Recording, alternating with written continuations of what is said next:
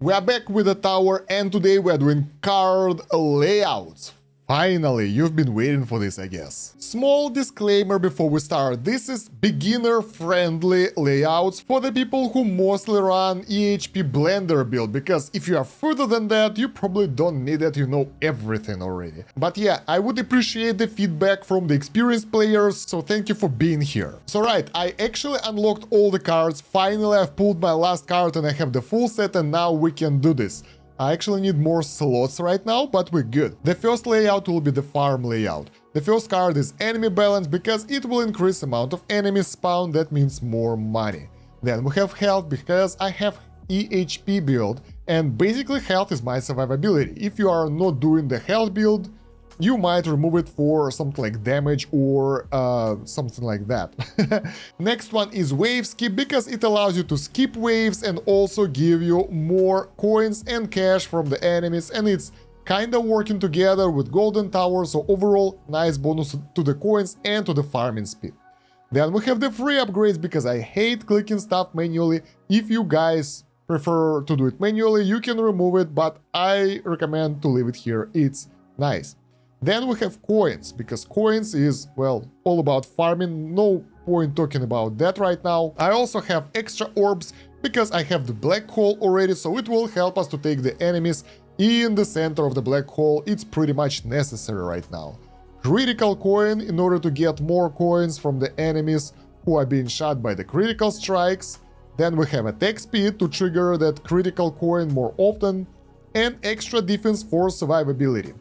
I would like to get more slots, but we have 10 right now, so we'll try to prioritize.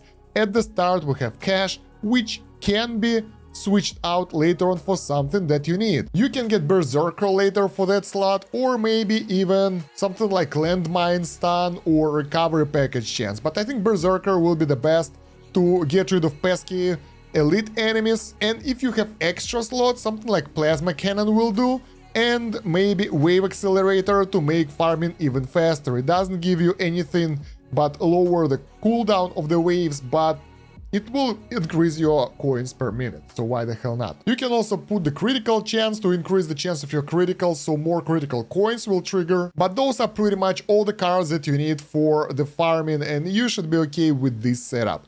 Damage will work and everything else will help, but they are not that necessary. Next one is push cards layout. This is significantly different, because we get rid of all coin bonuses here. Our goal is to most likely, well, most of the time, to push to the next milestone, to push to the next year. So this is like short-term runs of 100 waves, which we are trying to do. So health, extra defense and attack speed are must. Then I have the death ray here, which can be swapped out for something else, but I kind of like it. Plasma cannon to lower the health of the bosses. We have the damage here. Free upgrades, which is not that necessary. Slow aura to slow enemies down, so they can be knocked back easier. Energy shield and second wind for survivability. Those things will allow you to survive a bit longer.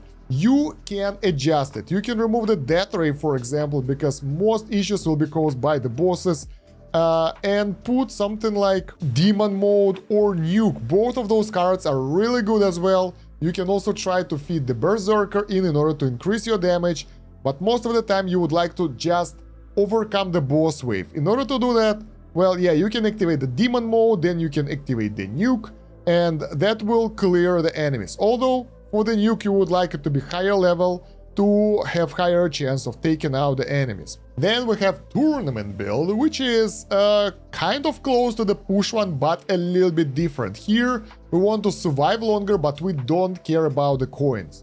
So damage, attack speed, health, extra defense, energy shield for survivability, because this thing recharges, although most likely it won't help you more than once.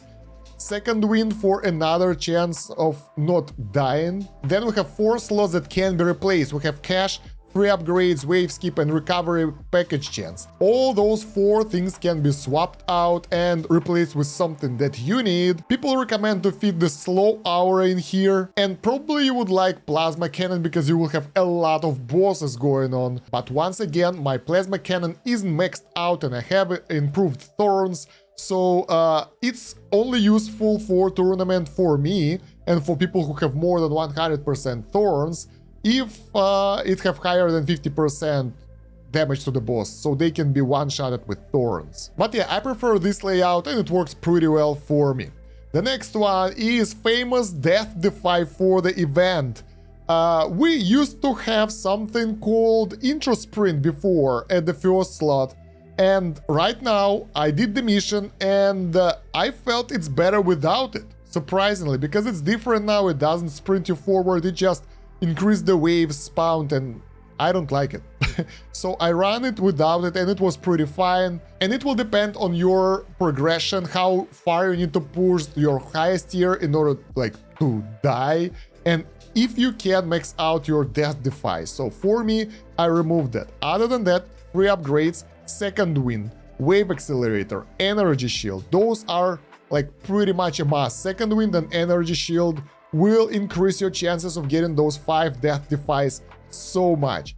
Then we have Enemy Balance, just because more enemies means faster attacks on you. Wave Accelerator for just faster runs. I have coins here because I can.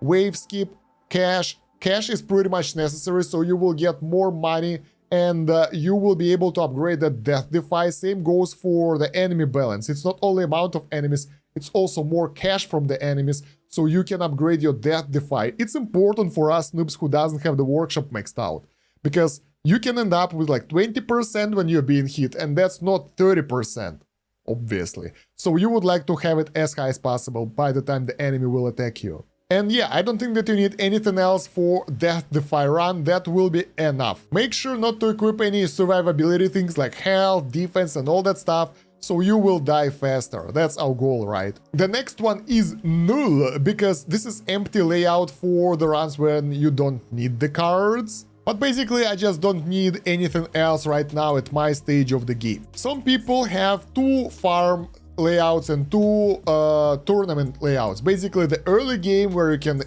allow yourself to build up, and the second one is mid-late run where you need more survivability. So you switch out things like cash, for example, for something more useful. You switch out. So basically later on you just switch out things like cash and stuff that you don't need that much anymore at that stage and try to survive longer. I don't do that, honestly, because I'm playing it mostly AFK, idle, and I don't really touch anything. I just start the run and let it go because I'm lazy. So yeah, it doesn't work for me. Same with the tournament. I'm trying to min-max it, trying to push things manually, but most of the time I just let it go automatically and hope that it works okay. I just press upgrade when watching TV, that kind of stuff. So I'm not really paying attention too much, sadly. So yeah, guys, I would like to hear your recommendations on the card layouts. What do you use for each mode, and if you agree or disagree with me. And of course, we miss layouts for things like Devo build, for things like Glass Cannon, but I never use them. I don't have ability to use them yet, so I can't really speak about that too much. Yeah, I need to do more research, and we'll cover that in their respective videos when they will be available for me. So yeah, guys, I would appreciate your like and subscribe in order to promote the video in YouTube algorithm, and I would appreciate it myself as well. That feels really good when you guys are writing comments and all that stuff. Also, you can check out the video description. There are links for Game Vault Wiki with a lot of guides and info on the game. It's growing rapidly, so you might like it better than the fandom one. Hopefully. And there is also LD player link over there, so you can play it on the emulator like I do over here, so your phone battery won't be dying and suffering. And yeah, that's about it for now. Thank you very much for watching. It's been Kosh. Have a good one. Bye.